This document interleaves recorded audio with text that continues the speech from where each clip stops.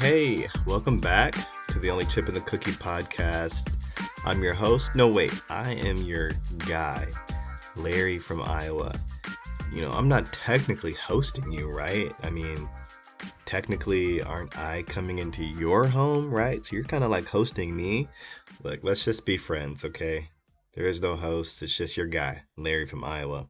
Welcome to our official first episode. I want to sincerely thank everybody that checked into our first sort of prelude intro episode.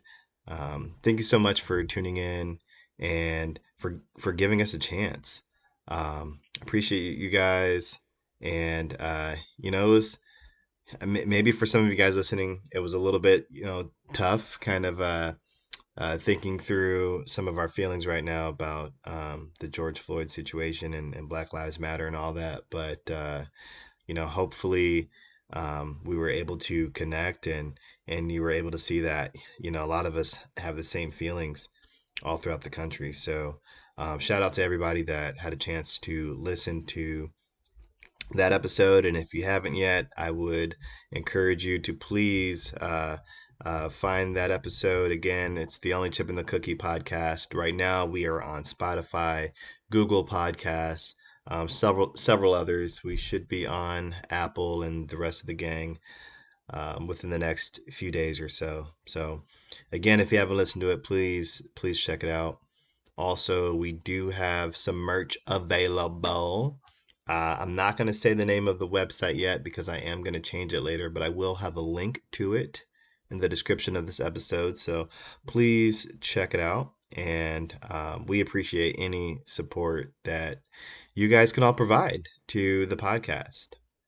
So by the time you guys hear this, it'll be well past Juneteenth and Father's Day, but I certainly want to give a belated Father's Day to all the dads out there, and also happy Juneteenth to everyone.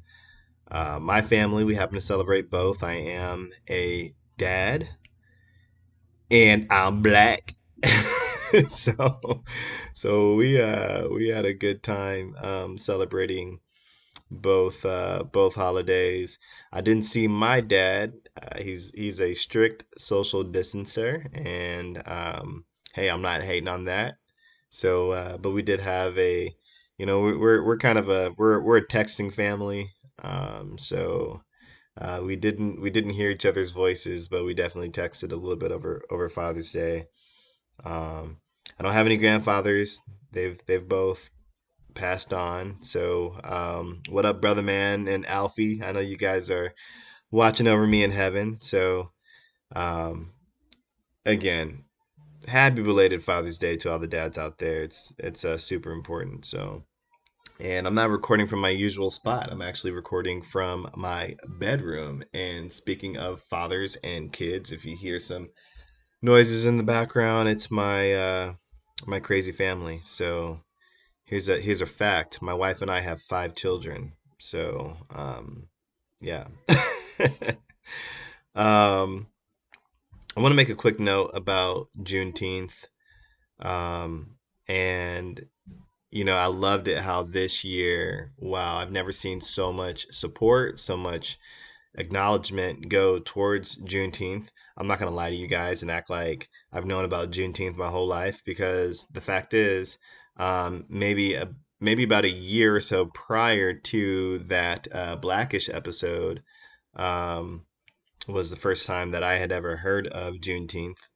And I also just want to point out, I know, no doubt about it, this is definitely an important holiday, and we kind of treat it as if it was the true emancipation of slavery. But just so that we don't get it twisted, the Emancipation Proclamation was actually signed in 1863. And what happened was 2 years later, the army had to free a bunch of slaves that were illegally enslaved at this point in Galveston, Texas. So the army actually had to free them, and those were the last remaining slaves in the United States. That date was June 19th, 1865. Right? So let that sink in for a second. How crazy is that, right? Slavery's over.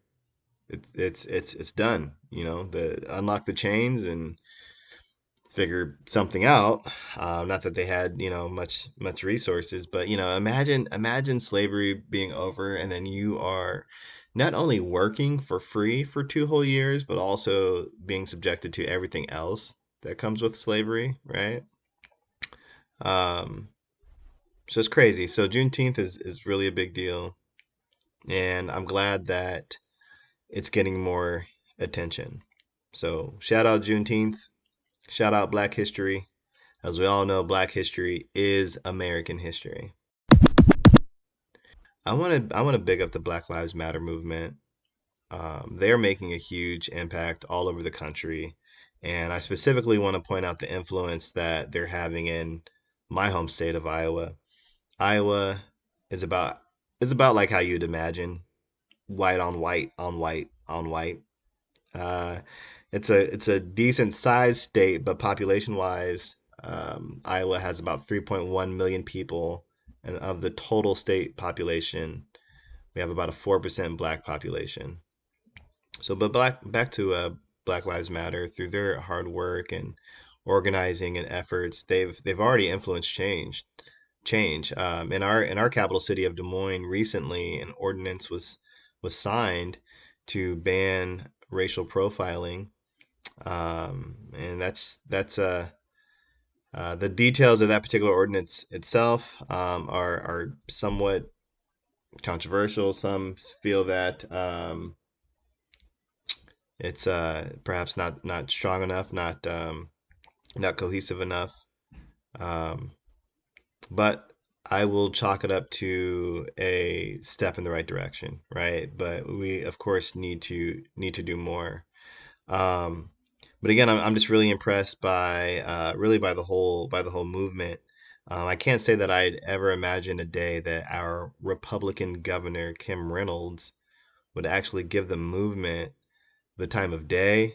I know for a fact. I mean, I've seen on Instagram. I know for a fact that she's resisted conversations, um, and I'm sure she's still being stubborn to a degree. But it's pretty dope to see that she gave the young sisters and brothers of the Black Lives Matter movement her time. And I know in my state and in several states across the country, there's still a lot more work that needs to be done. And so, like I said earlier, we just got to keep going. We got to keep fighting. We have to be intentional with our words and our actions and what we're doing to dismantle racism and racist policies. So yeah, big up to BLM for sure. They are getting it done. Okay, switching gears. So normally I fall asleep about 10 minutes into watching movies. I know, it's pretty sad. I just can't hang. I really can't hang. I'm just not really a movie guy. And you guys are gonna kill me for this, but I mean, I haven't even seen Juice, okay? Like I'm just really not um, much of a movie guy, not much of a movie buff. Well, I did recently. I had a little bit of Netflix and chill action.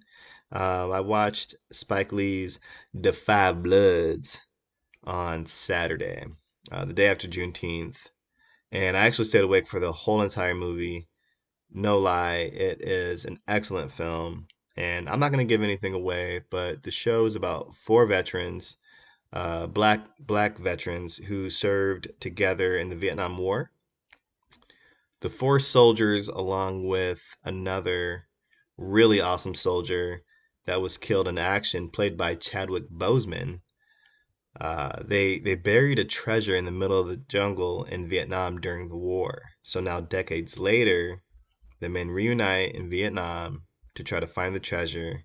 And as the movie goes on, some old wounds begin to reopen, and you can just imagine some of the demons that are floating around in these guys' heads.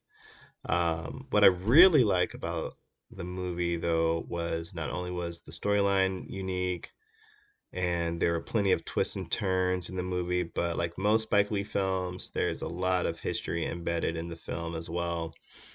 For instance, you know how brothers, we've been doing the DAP, right? Well, I had no idea that DAP was invented by black GIs in Vietnam during the war.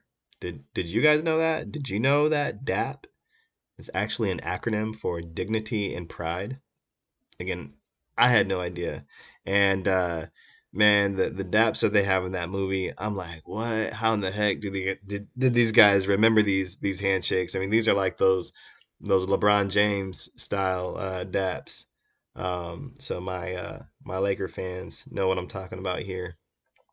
I say my Laker fans. I'm actually a Chicago Bulls fan, but I love LeBron, so I'm I'm I'm really kind of a Laker fan because the Bulls suck. um, but yeah, the movie is dope. There's a lot of historical stuff in it. Um, the stars, the actors themselves. There's Chadwick Boseman, and then honestly, the other dudes, I do not know their names, but their faces are certainly recognizable. They've been in other Spike Lee movies. They got that one guy in the movie. They got the one guy that's from The Wire, and he's in a bunch of movies, and he always goes, "Shit." Y'all know what I'm talking about. He's one of the main guys in that movie, and he does drop his classic "shit" and in the movie too. So that's not a spoiler alert because you don't know when it happens. So it's not a spoiler rather. So like I'm not Siskel and Ebert or anything like that, but I just wanted to give um, props to that movie. Um, just because I'm all about anything that is going to tell our stories in in a way that I feel is authentic. And I feel like between Spike and Ava, I mean, it doesn't really get any more authentic than that. So great movie. Again, it's called The Five Bloods. This is not a paid advertisement, although it should be. But if you're just looking for something to do and want to learn and be entertained at the same time, it's a great movie to watch. Oh, and also I just want to mention another reason why I really like that movie is probably because of my dad. He's an army guy. I'm actually an army brat. My dad is a retired sergeant major of the army. He's actually my hero, and although he did not serve in the Vietnam War, he's from that era. He always tells me was just he actually enlisted, and he was about a few months shy of having to go fight, and luckily he didn't have to. If my dad had to go to war, specifically the Vietnam War, I'm not sure how my life would have turned out. I'm not saying that your life turns out if you've had a parent in war. Definitely not saying that. But I mean that was a deadly war. I mean, well, all wars are deadly, but that was just a brutal war, and it really took a toll on a lot of people. So anyway, shout out to my pops. Okay, guys, so we are back to the Only Chip in the Cookie podcast. And today we are going to be talking about being the only chip in the cookie at school. Um, Later on, we will be joined by a good friend of mine, Coach Jay. And Coach Jay will be our very first guest on the pod. And we are going to go back, way back into time. Just kidding. That's a Blackstreet reference. But anyway, we're just gonna go back a little bit and talk about those days that talk about those school days. Another Spike Lee film. This just Coach Jay and I are two folks that even though we grew up in different parts of Iowa, we both um, grew up in towns or went to school in towns or communities where we were one of few black students either in school or in class. And so Coach Jay and I, we talk a little bit about our experiences. And I'm not going to lie, most of the stuff that we talk about are probably some of the more difficult aspects of that lifestyle. Um, certainly growing up wasn't all bad, but yeah, we certainly talk about some of the uncomfortable moments that come with experiencing being the only black kid in class. Before Coach Jay joins us, I will share with you guys a little bit about my experience in school. So, like I said, I am, I'm kind of an army brat. Um, my father was in the military for 21 years. My mother was a civil. Well, she's technically a veteran too. She served for a little bit, but so for lack of a better phrase, my mom was a civilian. My dad was in the army, made a career out of it. Um, uh, he moved around a lot. Sometimes we would go with him. Sometimes we couldn't, depending on where he went. He did 2 tours in Korea. He was in Honduras, Germany, just all kinds of places, and um, they were I forget the military term for it, but we just couldn't go with him.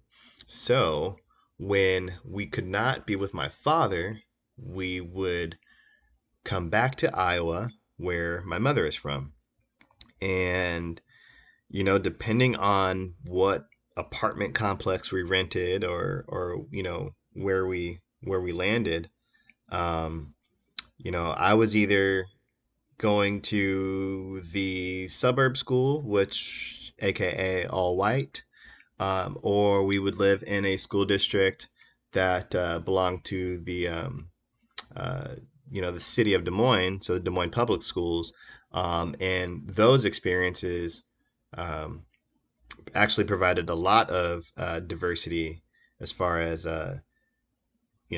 school. Um, but my first experience with really being the only chip in the cookie, and actually my first time even hearing that phrase was in kindergarten. And when I was in kindergarten, again, I went to a school where I was the only black kid in class. This was a K through second grade elementary school, I think. And so if I had to guess, there were probably maybe 6 black people in the entire elementary school. My cousin being one of them, and he was in first grade. I was in kindergarten. But even back then, even as youngins, we had some unique challenges. My cousin was really into sports, and sometimes as a first grader, he might have to fight a kid, right? Because he wouldn't let him play soccer on the soccer field or something. Or sometimes my cousin would kind of stick up for me if I happened to be bullied or made fun of because of the color of my skin. One thing though that really stands out to me and again, this is kindergarten. Kindergarten was actually the first time that I had ever been called or heard the N word. Okay, so let's pause for a second. Kindergarten. Some of you listening, I'm sure, have kindergartners or children that are going to be in kindergarten or children that have experienced kindergarten. So that's such a delicate age, right? We're talking what ages 5 and 6, I think. And yeah, I remember these two little asshole kids thought it would be funny to call me that name and laugh. And at the time, I had no idea what that word meant, but I knew it didn't feel good. And it's something that still kind of sits with me today. As I've got kids of my own, and it makes me wonder what kind of things that they might be experiencing in school. Um, uh, so yeah, and after kindergarten, again, it was one of those times where we packed up and the whole family moved to another army base, and um, Anytime we were on a military installation, it was always fine, always diverse. Um, so never really had any problems outside of Iowa. Um, Fast forward, I'm back in Iowa now. I'm around third grade. I'm in Des Moines schools. Everything is great. Had a lot of friends that were Asian, African, black, white, all over. This continued into middle school. My middle school was very diverse. My middle school was actually connected to a high school in Des Moines, Hoover High School. And Hoover High School at the time was the most diverse high school in the state of Iowa. Um, Something interesting happened my freshman year of high school, which would have been 1999. And my just before that, my family had moved to another suburb that the school district of that community was the same one that I had gone to way back in the day in kindergarten, right? So I had to attend this white school all over again. I actually didn't really think anything of it because by this time I had so much experience going to a diverse school and being around a diverse group of people that I didn't really think about the challenges that lie ahead. Man, freshman and sophomore year, that was, I won't necessarily say it was rough, but um, being one of the few black kids in the school. So if there are 1,000 students in the school, there were twenty, maybe 20 kids that were either black or mixed with black that went to the school. And it did not take long for me to realize that whether good or bad, someone was going to treat me differently because of the way that I looked. And I experienced everything from, in gym class, the gym teacher would say, okay, you can play basketball, you can jump rope, or you can do archery or whatever, and they would lay out these activities for you to do. And I can't tell you how many times, um, especially when I first started going to high school, that kids would say, "I got Larry," just first before I could even declare that I wanted to play basketball. They would select me first. But here's the kicker, yo. I didn't learn how to dribble a basketball until I was like 25. So, I used to ask myself, why do these guys always pick me first to play basketball? I don't even really like sports like that. Um, but then also, and also too, I'll say that being black at that school, people wanted to be down. They wanted to be down with the cool black kid, right? And I totally loved it until, of course, the line would get crossed. You're hanging out with your homies, and they're not censoring themselves, right? When you're listening to music and the N word comes on, or they would make jokes that they assumed that I would be cool with them making because we're cool, right, bro? Hey, bro, we're cool, right? Um, so just lots of awkward moments like that. Things never really got super contentious for me, but um, there were two things that happened from my experience at high school that told me, all right, I got to get out of this school ASAP. One, I recall being at a restaurant. I was with a group of friends. We were going to the winter formal, and we're at a restaurant. We're eating dinner, and probably about kitty corner from us, there's a group of racist white boys that I went to high school with.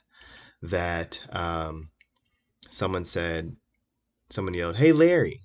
And I look up, and oh boy, took his napkin, poked a couple holes in it, and then he held his napkin uh, in like the diamond shape so that the point of the napkin, picture it being a square, the point was up, pointing up, and he puts this napkin mask that he made and puts it over his face, basically resembling a Ku Klux Klan member.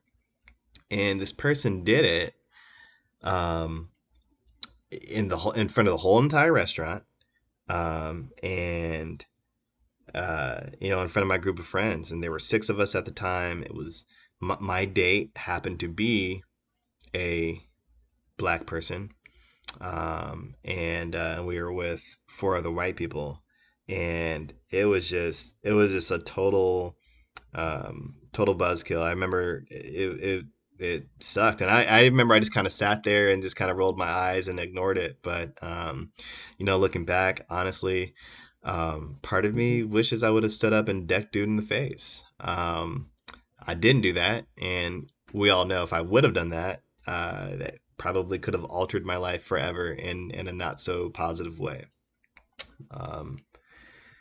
So that was pretty contentious. I had another incident where some dude he accused me of doing something. I don't even remember what it was. But he had accused me of something. I had told him I was not responsible for whatever it was that he thought that I did, and he said, I know it was you, and if it wasn't you, I'm going to ask every single one of you ends until I get down to the bottom of this. And that was probably the first time in my life that I really got chest to chest with somebody. That was my sophomore year. I got chest to chest with this dude, and I don't even remember what I said to him, but I totally blacked out. And the thing about me is I am not a confrontational person. I've never been in a fight. I'm not a big guy. I'm 5'9", and I've always been a little scrawny little stick. I'm a little thicker now in my mid-30s, but I'm still kind of scrawny actually. But that was the first time I actually got chest to chest with somebody on some try me kind of stuff, and nothing happened. The kid actually walked away, which is crazy because he was bigger than me. He could have washed me easily, but he walked away. Yeah, those are some of the contentious experiences that I had. I had weird things with teachers, assuming certain things about me, and maybe not giving me the respect or the attention that I needed going to school. Now these are educators that we're talking about. Yeah, and I tell some of these stories in my conversation with Coach Jay, so you'll hear a little bit more about that as the podcast rolls on. So anyway, again, I really appreciate you guys for tuning in to our first episode, our first real official episode of the Only Chip in the Cookie podcast, and I'm so excited to introduce you guys to my good friend Coach Jay. We call him Coach because he is a coach, and he has an awesome basketball program that's available to folks here in Iowa or the Des Moines area. So I'm really looking forward to you guys hearing this conversation that we had, and it's a somewhat of a short convo, but it's interesting. So thanks a lot, and without further ado, here's Coach Jay. Welcome back to the Only Chip in the Cookie podcast. We are witnessing something great. Actually, we're not witnessing. We are experiencing something incredible right now, something historical, something groundbreaking. We have our very first guest on the show. It's another chocolate chip. It's another 2 chips in the cookie. This gentleman certainly has his own experiences and his own stories about being the only chip in the cookie. So everybody give a warm round of applause to my man, Coach Jay, the sensei. What's going on, Coach Jay? What's up, man? Thank you. You're far too kind. I always wanted to hit somebody with my Jay-Z joint. I'm doing good, man. How are you? fellow Ho fan, of course. Yeah. I'm doing good, brother. I'm doing good. Man, thanks a lot for joining the podcast, Coach Jay. You are our very first guest on the show, man, and I appreciate that. It's such an honor, man. Actually, I listened to your show, bro. I listened to that first episode, man, and I just smiled the whole time, bro. Cause man, I just smiled, man. I think you're dope, man, and yeah. So I'm excited to be here. Man, I really appreciate that, Coach Jay. So Coach Jay, so today, man, we're talking about school, actually, right? And today we're talking about being the only black kid in class, or being one of the few black kids in the school when it's Black History Month and everybody wants to look at you and all that stuff. You grew up in a small town in Iowa, right? I did. Yeah. Keokuk. Tell us about Keokuk.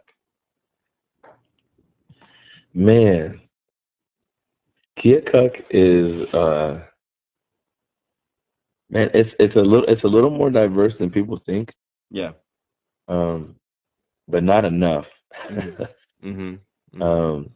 You know, my experience growing up there was overall, man. I mean, obviously I got a lot of family members and good people I love there, but there were some things that happened, bro. Often, man, that people acted like didn't happen. You know, we just happened to live right on the border of Missouri too. Oh. Which, yeah, I mean, like you could just drive across the bridge, and Missouri's right there. And also, if you drove across the bridge in Illinois, Carthage, I think Warsaw. I know it's Carthage and Warsaw, but it's counties. They were sundown towns. Have you ever heard of that? Enlighten me, my brother. Yeah, so a sundown town is a town who has an ordinance that if you're black and you're caught in that town when the sun is down,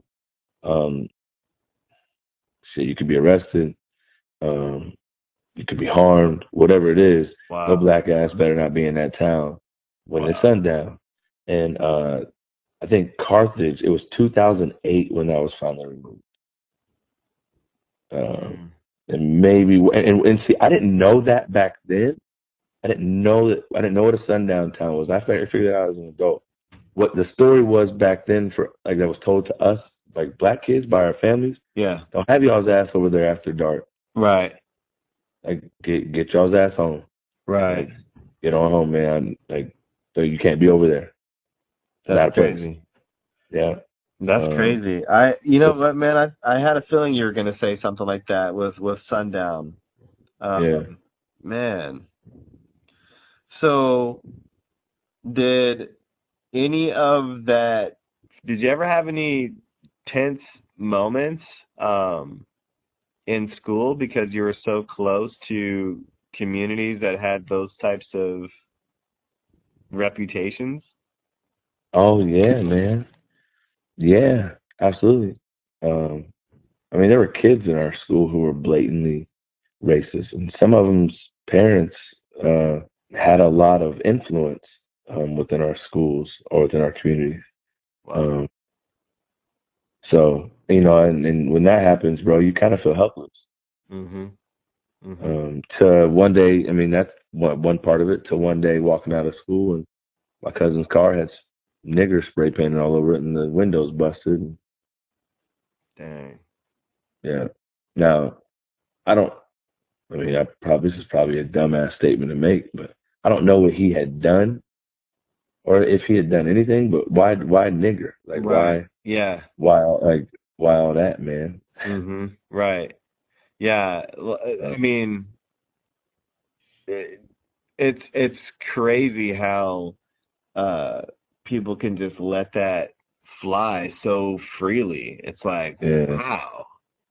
You know, and it's some people just have a license to hate. Like, like it's just, yeah, that's crazy. That's crazy. So, you know, I kind of, the first time I was called a nigger, was in at school in a situation where, you know, I was the only black kid in class, and definitely, you know, not many black folks in the entire school. And I was waiting for the bus, and these two kids, they're white, and they were laughing and pointing at me, and one of them said it. He pointed at me and he said it. And I was in kindergarten. I didn't know what that word meant, but I could tell that it was just different. I could tell that it was even different from any other swear word that I had heard. You know what I mean? It just felt like it, huh? Yeah, you know, like, wait, what? Like, it was weird. And then, like, and the weird thing, too, is, like, I automatically felt, like, isolated, kind of. Well, like, when they just singled me out and called me that. Like, it was weird. And that was the moment you felt different? Yeah. Like, right there, bam, 6 years old, 5 or 6 years old. I was in kindergarten. I was always one of the only black kids, and I always got called the N-word. So, did you ever have any weird situations with teachers, maybe treating you differently because you're black? Yeah, absolutely. You know, I had a principal in middle school who had just moved to Keokuk, and I was like, maybe I was in the 6th grade or 7th grade, but you know, I always had. I got along with everybody, bro. Like I was fun to be around. Like you was gonna laugh, we was gonna like crack jokes. Like it was just gonna be cool, man. Like wasn't nobody gonna have no beef, wasn't nobody be mad at each other. Like we kicking it, man. Yeah. And I was just naturally like a leader. Like I talked to everybody, man. So I kind of pulled different people together. Like people that wouldn't normally hang around each other got a chance to hang around each other because I was hanging with this person, but I also hung with that person. So then this person and that person would be there together, and then they would be cool, right? And this dude came into our school, and within a week, bro, had called my parents into school and told them that I was a leader. I was trying to be a leader of a gang. I was trying to start a gang at school. Bro, the same thing happened to me. It's crazy. The same thing happened to me in elementary school.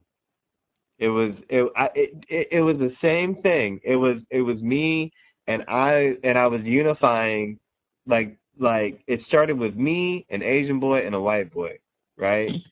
And we were just like this trio of friends, and then we just kind of pulled together all these kind of like misfits, and we had this little crew, you know. We were called the Kumo Daze. I came up with the name. And what did D stand for? Dude, I just dog my uncle was listening to LL Cool J and Kumo D at the time. So Kumo D sounded cool to me, and I used to call myself LL Cool T. Oh, we getting to E True Hollywood right now.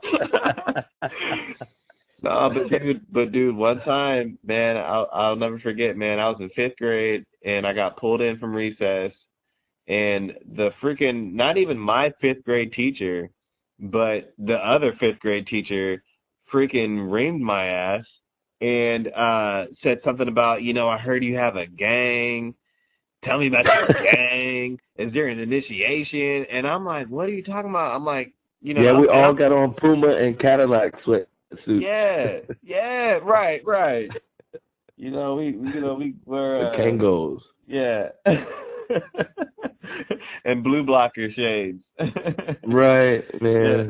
Big aviator joint. But like, isn't that crazy, man? How like, if it's a group of white kids, and that's what I learned. Like, yo, so like, is it just because there's a large number of us together? But like, when all the white kids hang out together, it's just a group of kids having fun. Just a but if there's a group time. of kids, if there's a group of kids hanging out together that are different color skin, and there could be white people in the group too, but now all of a sudden it's a gang. Yeah, a posse. A posse, right? Yeah. So, like, but then like, so maybe this is a silly comment, but so in the white group, if there's just one black person, then it's the token black person. Yep. And if there's two, does it now move into a gang? Right. Like, does two jump the number up? Well, is it now infiltrated? So I don't know. I think that might depend on the zip code. You know. It was all. You know what though? So how old are you, Larry? I'm 35. So 35 to 40, which is similar age range. So like, if you're getting that from your teachers and administrators, mm-hmm. and you live up in this way, and I'm getting that from my teachers and administrators, wouldn't you imagine? Like, and this just clicked in my head. Like, isn't that being trained somewhere? Oh, it's totally systemic. Yeah, of course. Dude, I remember another incident I had with a teacher. It was my first day of school of my sophomore year in high school, with speech class. I actually even remember this teacher's name. I remember her first and her last name. And I don't know why, but after class, like the bell rang, ding, ding, ding, time to go. We all get up to leave. And she goes, Larry. I stop. I turn around like, what, me? Okay. And she looks at me. She pulls me close and she says, I don't want any shit from you this year, okay? And I'm like looking at her like, what are you talking about? I mean, I had never even heard a teacher like cuss or anything How like old was that. you? And I'm like, what did I do? What grade was this, bro? What grade was this? Yeah. This was 10th grade. Wow. Yeah. This was this would have been the year 2000. And had you ever interacted with that teacher before? No, it was my first day of school. Wow. I had never seen this. Yeah. I mean, dude, there was no reason. And the thing is, like, I went to a school. So that school, I mean, you know, it's an affluent, you know, community, that kind of thing, all white. And it was like if you were black in that school district, you were either adopted, you had a white parent, or you lived at the youth shelter at the YMCA, and you got bused to the school, right? And you know, a lot of those kids had you know, turmoil and stuff like that they're dealing with, you know what I'm saying? And you know, they're going through some mental health kind of things, and so they're acting out more, right? So it's like, okay, there's already not a whole lot of us, but the few of us that are here, some of us have those types of backgrounds where, you know, I honestly think that well, obviously it was on some racist stuff, you know, first and foremost. But I mean, I don't know, man. I don't know if she tried to lump me in with like a troublemaker or what, but yeah, it was crazy. It's crazy. Did you ever feel like kind of like the cool kid? Yeah, I felt like a cool kid. Yeah. But when it came to like having opportunities, like, you know, bro, I was a good basketball player, man, and nobody would ever take the time. You know, I didn't get a chance to play till my senior year because, you know, that one of the counselors at the school, when that new principal came in when I was in middle school that said I was a gang leader, was the varsity coach. Oh, wow. And, you know, I didn't get much of a chance. And here's the deal, bro. Like, I was opinionated. I was a fiery kid. Like, I was passionate when I played. But just coach me, man. Why punish me for what one day is now I'm gonna cuss, is now my fucking gift. Like, I had a gift, man, and you used it against me. So yeah, with my peer group, yeah, man, but with teachers, or coaches, even sometimes administration, man, I did not feel that way, man. I felt like there was a lot of efforts to make me feel less than. Yeah. And there was, and that was not every teacher, man. I'll shout out man, I shout out to Mr. Wentz and Miss Eccles. Was our first black teacher we had, Sylvia Eccles, man. She moved to Keokuk, and that was like, man, I can remember that, bro. Like, she was in the hallway, was like, yo. Yeah. I mean, imagine that, bro. I get to high school. It's the first time I had a black teacher. Man, that's wild. Yeah. So high school. Yeah. Yeah, I think mine was not quite high school. Maybe 7th grade though. Sometimes I would get like a certain type of attention. I feel like because I was black. Dude, when you're like 14, 15, like, you know, I was feeling like Will Smith. I don't know. Then you have these moments where you might kind of fall into like that whole token situation. You know what I mean? Absolutely. Because then they get like you can't sugarcoat that. It's hard to say it, but you can't sugarcoat that. I've had those moments too, bro. Yeah. I've had those moments too, bro. Because I danced that line myself. Like I had friends whose parents were very wealthy, and I got to go like hang with them and see different sides of life. Yeah. So I hear you, bro. I had some tap dance shoes on. Yeah. And then you get older, and then you're like, oh, why did I do that? Or right. Right. Oh my gosh. Yeah. You know though, man. It's. I think it's just another like symptom that happens from the system that that we're surrounded by or that we're in. It's not what we really want to do. Mm-hmm. Like we don't want to do that, man. But man, if I want to get ahead. Like I don't feel like I'm left out. I want to be behind. Like I see more for myself. Like, It's just what more really means. Am I supposed like? Do I need a big house? Like, do I need like? Is that what more really? You know what I mean? Like, I'm gonna fit in. Yeah. Fit in. Yeah.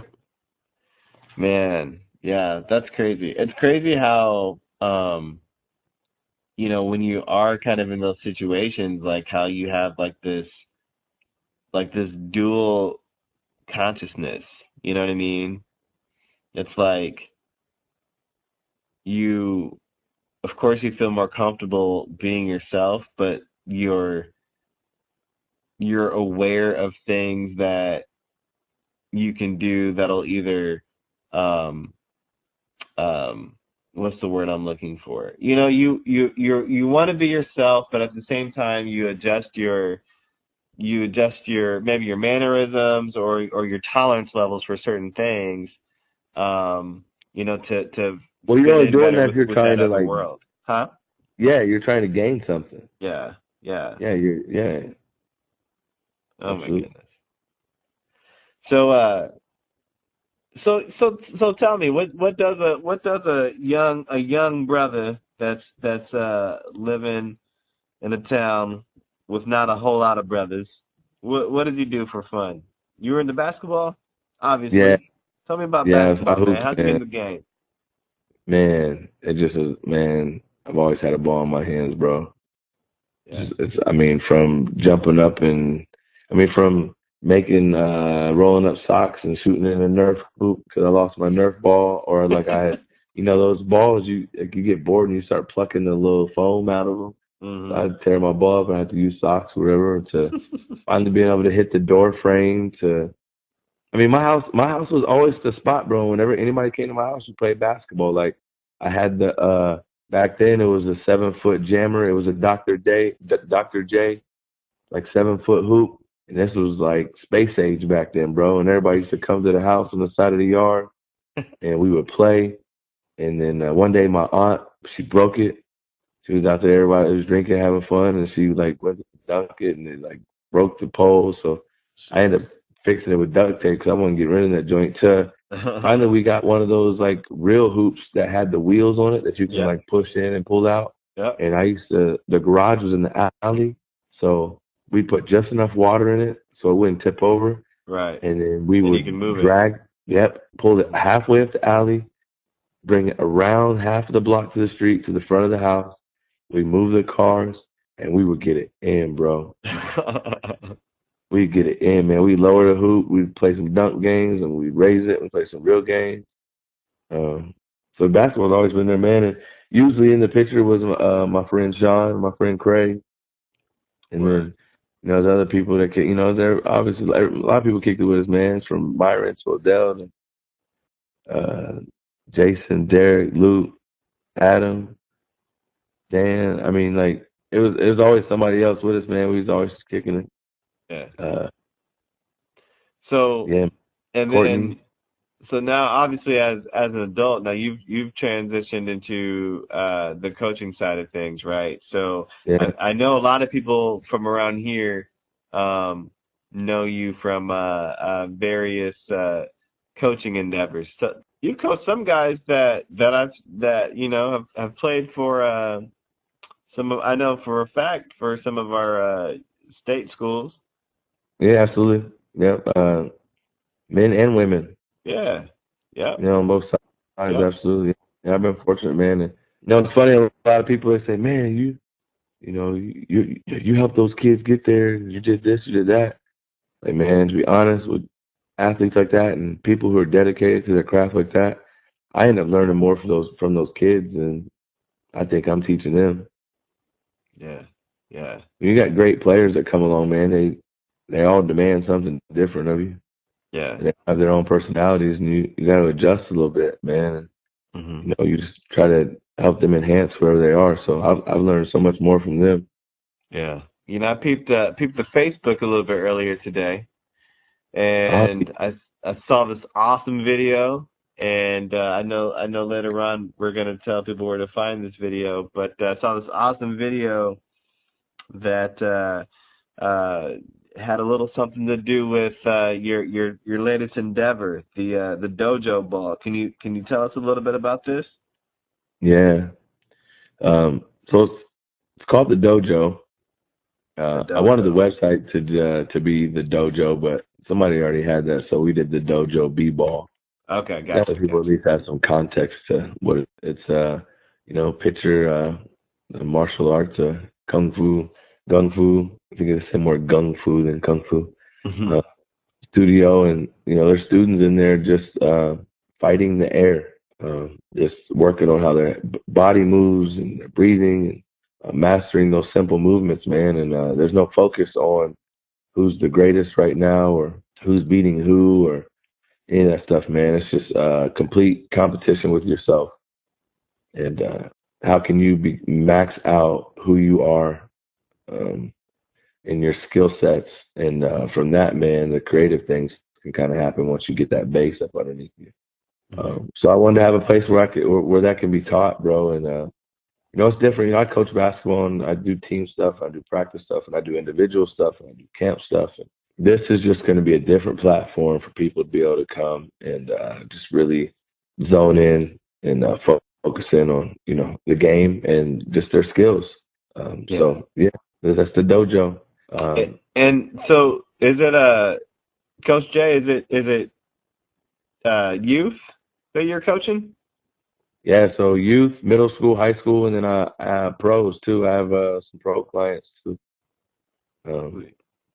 that are part of the dojo, and we also do some kind of a fun part is we do the dojo pro basketball pickup games. I invite a bunch of pros and high level college players that are around the area. Women are welcome too, and they come play two mornings a week, and we call them sparring sessions. These guys work out every day during the week, and they need to have opportunities to be able to work on some of the stuff work on in game live time, some of the stuff they've worked on just in skill settings. So yeah, we do that too. So that's tight, man. That's tight. I didn't realize that you had college and pros with you too. So yeah, they're on my testimonial page, family. where is the dojo? Right now, it'll be at 6095 Northeast Industry Drive in Des Moines, South Ankeny, basically. But the Kingdom Hoops building, the Kingdom Hoops program is ran out of, and where Iowa Gym Rats host all their tournaments as well. Okay, cool. Well, and people can go to a website, right, and sign up for training sessions or sparring sessions. So www.thedojo DOJOBball.com. Brief thing at the dojo, we focus on 3 skills: footwork, ball handling, and IQ. We try to master or focus in on 5 disciplines: physical, mental, emotional, intangible, and communal. And then we try to locate and make ourselves aware of any hindrances and try to remove those. And there are 5. And that is sensory desire, ill will, dullness, restlessness, and self-doubt or just doubt. And then we just use basketball as a skill to work on those things. Awesome.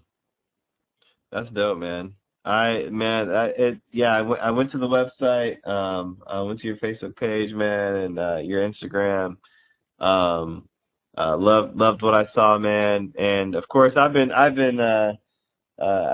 seen you coach for quite some time now. But it's just great seeing this particular plan come together, man. I love the way that you're teaching the game. I like how you're bringing this different side to it. You're kind of bringing more of a different type of intellect, to the game and focusing on basketball IQ and things like that. And I think that's dope. I think it's unique, and I think it's going to get a lot of kids energized, and I think you're going to make a lot of help develop a lot of really dope athletes, man. I appreciate that, brother, and I received that. I received that blessing from your mouth. Yes, sir. So, Coach Jay, man, how can people find you, man? You're an interesting cat, man. How can they, where can people go to find Coach Jay?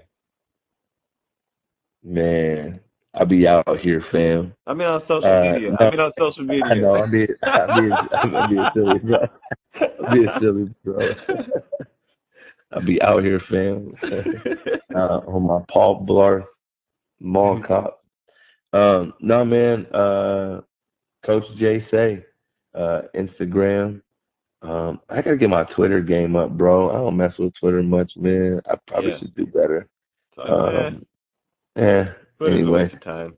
Yeah, I agree. Julian Say on Facebook. I'm on LinkedIn. I should tighten my LinkedIn up. I think that'd be a good idea for the dojo. On LinkedIn, I'm Julian Say as well. That's really where I'm at. Oh, I'm on Snapchat. I do Snapchat. I do Snapchat. Coach Jay Say, or I think it's either Coach Jay Say or Max Julian Rowe. I think it's Coach. That's funny. I don't even know what my Snapchat thing is either. And come check me out, man. Add me. I talk more than basketball. I mean, I use basketball a lot of times to bring stuff home, but I like having interesting conversations. Come holler at your boy. So what y'all got to understand about Coach Jay is Coach Jay, hey, for lack of a better phrase, Coach Jay kind of reminds me of like the Black Phil Jackson. So you got my man, he's got the meditation down, the breathing down, and just kind of combining that with the basketball stuff is really dope. And if you follow him on Instagram, you'll see that his posts are really like works of art, They're all pretty dope. It's kind of hard to describe, but you gotta check them out. So, and definitely check out the dojo. And if you are here in Iowa, it's local. Go to the website, sign your kids up for some training. So, all right. Well, Coach Jay, thanks a lot, man, for joining us. I really appreciate you taking some time to hang out with me and making it so that I wasn't the only chip today, man. I really appreciate it. Thanks a lot. We made history. You're our first guest. Yeah. I appreciate you, man. Such an honor, bro. I love you, dude, man. I'm so glad that we are. I don't even want to say picking up where we left off at, man. I mean, we've always, when we talk, man, our ideas and our forward thinking, everything just bubbles to the surface, bro. But I think we're in a new stratosphere, man, and I look forward to just being connected even more, bro. I appreciate you, man. Hey, man. Hey, I love you too, bro, and I feel the same way, 100%, man. So this is this has been great, bro. And hey, I can't wait to do it again, man. You gotta come back, man. You gotta come back on, all right? Come on, man. I'm back. Dude, all you gotta do is say it. All right, man. Peace. And just like that, our first podcast is in the books. I want to thank our guest, Coach Jay, for stopping by. And thank you, the listener, for listening to the Only Chip in the Cookie podcast. Again, I'm your host, Larry from Iowa. Thanks for joining. Hey, this is Larry from Iowa, host of the Only Chip in the Cookie podcast. And hey, if you enjoyed what you heard, please consider donating. We want to take the podcast to another level. Would love to invest in some better microphones and some mixing equipment and computers and stuff like that. So please consider donating to the Cash App link below. And we look forward to delivering even better content to you guys. Thanks.